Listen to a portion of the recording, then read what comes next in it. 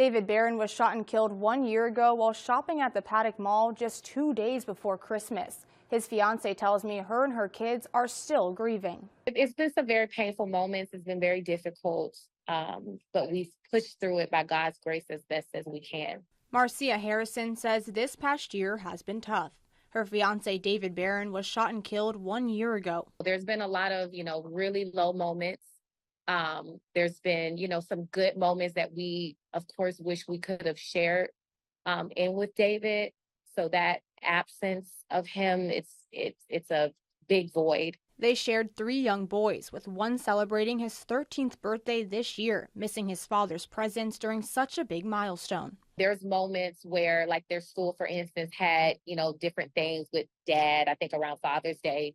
That was really tough. Harrison says sometimes it's hard to push forward, and her boys are still going to therapy. She says without their father, half of their identity is gone. I'm just trying to not have my kids associate this joyous holiday with death. Unfortunately, that's easier said than done because they lost their father so close to Christmas. But even while grieving, she smiles when she thinks of David and the good times they shared. David was a vibe.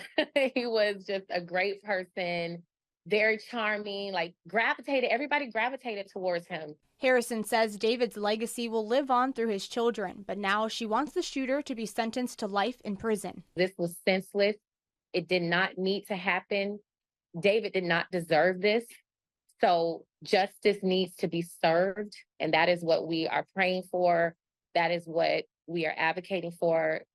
I'm advocating for my children, for his other kids, for his entire family, for myself. Albert Show Jr. is charged with first-degree murder for killing Barron. His trial is set to begin on June 16th. In the studio, Kayla Lewis, TV 20 News.